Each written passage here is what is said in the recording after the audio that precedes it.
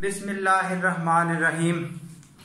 Geometry के lectures जो NTS test और गेट वगैरह में यूज़ हो रहे हैं, तो उनके हवाले से हमारी इंफॉर्मेशन कंटिन्यू है। It's lecture number 15। ये जो 13, 14 और 15 तीन लेक्चर्स हैं, इनकी इम्पोर्टेंस कुछ इस तरह से है। ये 3 डायमेंशनल फिगर्स के हवाले से हैं। तो लेक्चर नंबर 13 में हमने 3 डायमेंशनल फिगर्स की इंट्रोडक्शन दी कि कौन कौन सी फिगर से हमें वास्ता पड़ेगा। 14 में हमने उनका एरिया डिस्कस किया और 15 में हम उनका वॉल्यूम डिस्कस कर रहे हैं। अब साथ साथ वॉल्यूम हल करने का तरीका बताया जाएगा और साथ साथ एरिया और वॉल्यूम का डिफरेंस भी समझाया जाएगा। सो वॉल्यूम और एरिया का डिफरेंस ये किसी भी फिगर से बात करते जाएंगे साथ साथ। मसलन सबसे पहले ये एक क्यूब है जिसकी लेंथ, विड्थ और हाइट एक जैसी हो, जैसा कि ये आपके पास क्यूब है, लेंथ, विड्थ और हाइट ये सब एक जैसी हैं। अब इसके एरिया का मीनिंग है इसकी सरफेस, ये सरफेस, ये सरफेस, ये सरफेस, ये 6 सरफेसेस हैं। हम एक सरफेस का एरिया फाइंड आउट करते हैं, उसको 6 टाइम्स कर लेते हैं। ये हो गई सरफेस कि ये इसके बाहर जो कागज लगा हुआ है वो कितना है। सिर्फ ये पेपर की बात हो रही है। जब वॉल्यूम की बात करेंगे तो इस कंटेनर के बॉक्स के अंदर क्या चीज है, वो कितना हिस्सा है, ये इसके एरिया और वॉल्यूम का फर्क है। क्यूब और क्यूबिक दोनों का काम डिफरेंस समझाया जा चुका। अब आपने सिर्फ और सिर्फ ये देखना है कि इसका फार्मूला क्या होगा वॉल्यूम का।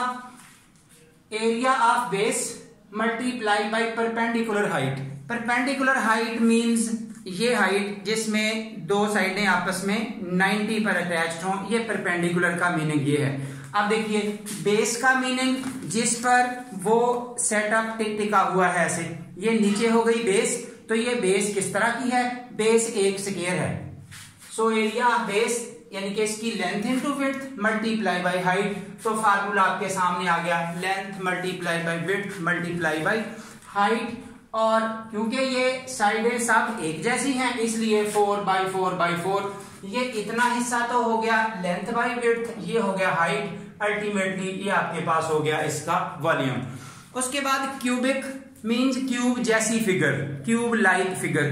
जैसा कि ये आपके पास बुक है, इसकी लेंथ, विड्थ, इस तरफ को लेंथ, विड्थ और ये हाइट, ये तीनों डिफरेंट होती हैं, कोई दो एक जैसी भी हो सकती हैं। इसकी बेस मीनिंग ये देखिए, बेस टिकी हुई है इस तरह से, तो बेस का एरिया क्या होगा, length into width multiply by height.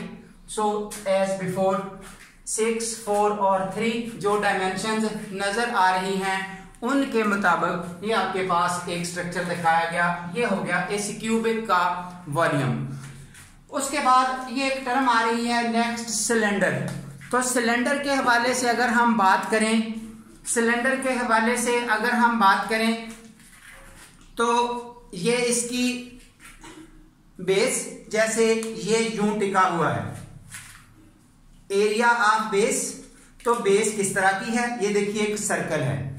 Area of base πr² multiply by height, ये वाली हाइट, यानी कि ये यूं टिका हुआ है, जिस पर ये टिका हुआ है ये बेस है, मल्टीप्लाई बाय हाइट। तो एरिया ऑफ बेस, एरिया एक सर्कल है which is πr², once again बताया जा रहा है मल्टीप्लाई बाय एच। तो ये रहा फार्मूला आपके पास πr² इंटू एच। उसके बाद अगली टर्म आ रही है ये एक कोन। तो कोन में जाहिर है ये बेस उसकी उसी तरतीब से सर्कल हो गई जैसे ये सिलेंडर है, बस इसी की ऐसे स्लैंट सेटअप होगा, तिरछी शक्ल बनेगी जैसे ये है। अब देखिए area base multiply by height उसी तरतीब से है, लेकिन ये 1/3 एक एक्स्ट्रा स्टेटस ऐड हुआ है। अब इस 1/3 की पोजीशन नोट करें, ये किस तरह बनी है। तो 1/3 ये देखिए, अगर इस सिलेंडर की बात करते हैं तो सिलेंडर में अगर वही कोन फिट कर दें उसी रेडियस की जो साथ बनी हुई है, अगर आर इसका रेडियस, आर इसका रेडियस, उस सिलेंडर में फिट करें तो हमारे पास उस तरह की 3 कोन्स आ जाएंगी, 3। तो इस तरह से हमें एक का चाहिए। अब फार्मूला में 1/3 साथ मल्टीपल नजर आएगा। और अब यहां से आगे आप एक माइंड सेट बनाएंगे कि जो भी फिगर ग्रेजुअली इस तरह से ऊपर को कम होती जा रही है जो कि आम तौर पर पिरामिड शेप्स में ऐसा ही होगा, तमाम पिरामिड्स में। तो वहां आपको ये 1/3 नजर आएगा। स्ट्रक्चर आपको यहां से समझा दिया कि 1/3 किस वजह से आएगा।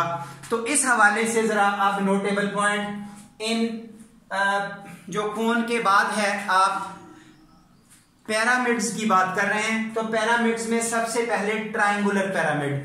तो पिरामिड ये आपके पास हो गया ट्रायंगल, बेस उसकी हो गई ट्रायंगल, ये देखिए ये रही बेस, ये होगी एक ट्रायंगल। तो इस वजह से नाम हो गया इसका ट्रायंगुलर पिरामिड। और इन कोनों से लाइन ऊपर खींची गई, यहां से ये अटैच हो चुकी, ये पिरामिड बन गया। इसके साइडों पर लेटरल फेसेस हैं जो ट्रायंगल्स हैं, बाय चांस बेस भी एक ट्रायंगल है। तो इस बेस का एरिया यानी कि बेस का एरिया मल्टीप्लाई बाय हाइट कौन सी, ये जरा क्लियर करें, ये वाली हाइट है, ये जिसके साथ मार्कर नजर आ रही है आपको, ये हाइट शो करनी है। ये कैलकुलेट कैसे होगी, ये देखिए 90 का एंगल, 90 का एंगल, ये लेटरल सरफेस की लेंथ और ये यहां के मिड तक। जाहिर है ये लेंथ आपको गिवन होगी, या फिर ट्रायंगल की प्रॉपर्टीज हैं, जैसा कि यहां मीडियन की बात कर लें अगर, कि ये स्ट्रेट लाइन मीडियन होगी, इस साइड पे 2, इस साइड पे 1, 2:1 इनका आपस में लिंक होता है। ये बहरहाल एक अलग इंफॉर्मेशन है रिलेटेड विद ट्रायंगल्स। फिलहाल हमारा मकसद इस वक्त वॉल्यूम समझाना है। एरिया का मीनिंग होगा ये जो फेसेस बनी हुई हैं ये किस तरह की हैं, वॉल्यूम मीन्स इसके अंदर क्या आएगा। तो वो कैलकुलेट कैसे होगा, area of base multiply by ये वाली हाइट जिसके साथ ये मार्कर है, इस सेंटर से हाइट, परपेंडिकुलर हाइट, और इस हाइट के साथ साथ ये 1/3 भी लगेगा। 1/3 area of triangle base multiply by height, क्योंकि ये भी ग्रेजुअली कम हो रही है। तो अब इसी स्टाइल से इसके आगे आ रहा है स्क्वायर पिरामिड। तो ये देखिए बेस हो गई स्क्वायर, ये इस पे टिका हुआ है। अब इसकी एरिया ऑफ बेस, ये square pyramid, area of square base multiply by height कौन सी, क्लियर करें जरा, हाइट ये जिसके साथ आपको मार्कर नजर आ रही है, ये वाली हाइट, ये देखिए वाज़ेह नजर आ रहा है। यहां से ये हो गई बेस, ये हाइट सेंटर में, ये लेटरल फेस ट्रायंगल जो साइड पे बनती होती है ये उसकी हाइट है, स्लैंट हाइट, ये नहीं बल्कि ये वाली हाइट जो इस पिरामिड के सेंटर से पोल जो बनेगा ये हाइट आती है। तो इसको कैलकुलेट करने के लिए कैलकुलेशन समझाई जा रही है। ये देखिए ये फुल साइड 4 हो गई, ये सेंटर तक हाफ होके 2 हो गई, ये फेस, ये लेटरल हाइट कितनी है, ये देखिए इस ट्रायंगल से, ट्रायंगल में ये साइड 4, ये साइड 4, ये साइड 4। तो अब जब हर तरफ को 4 है, ये ट्रायंगल हो गई इक्विलेटरल, इक्विलेटरल ट्रायंगल में ये एंगल 60 का हो गया ये वाला। अब 60 एंगल के जो सामने साइड है वो इस हाइपोटेन्यूज का हाफ मल्टीप्लाई बाई √3, तो इसलिए ये हो गई 2√3, जैसा कि ये शो की गई है 2√3, और ये एक साइड को हो गई हाफ 2। तो इस तरह से अब 2√3 पैथागोरस लगाते हुए ये आपने h की कीमत, इस वाली हाइट की कीमत कैलकुलेट कर ली है। ये एक कैलकुलेशन समझा दी गई है कि इस तरीके से हम कैलकुलेशन कर पाएंगे। अब उसी स्टाइल से area of square base multiply by height, लेकिन 1/3 लगाना नहीं भूलना, क्योंकि ये भी यहां से ग्रेजुअली कम होती आ रही है। ये तमाम पिरामिड शेप्स में यही होगा। इसके बाद ये एक पेंटागोनल पिरामिड समझाया जा रहा है। ये देखिए बेस हो गई पेंटागोन, बेस हो गई पेंटागोन, इस वजह से नाम हो गया पेंटागोनल पिरामिड। अब इसका वॉल्यूम क्या होगा, जो इसके अंदर जगह है ये कितनी कंटेनर बनेगा, कितना कुछ कंटेन करेगा, तो एरिया ऑफ बेस, बेस कौन सी है, पेंटागन। ये देखिए area of pentagon base multiply by height कौन सी, ये जिसके साथ मार्कर खड़ी है, मार्कर ये परपेंडिकुलर हाइट है, ये बेस, ये देखिए इधर से वही सेटअप समझाया जा रहा है उस परपेंडिकुलर हाइट को शो करने के लिए। अब ये वाला एच होगा, ये पूरी डायग्राम नीचे जो पेंटागन बनी हुई है ये पेंटागोनल बेस होगी, area of this base multiply by this height और साथ 1/3 अगेन। लास्टली अगर हम एक फुटबॉल की बात करें, जैसे आम फुटबॉल खेलते हुए आपने क्रिकेट का बॉल देखा होगा, उसकी जो बाहर कैनवस लगा हुआ है वो आपके पास हो गया उसका एरिया।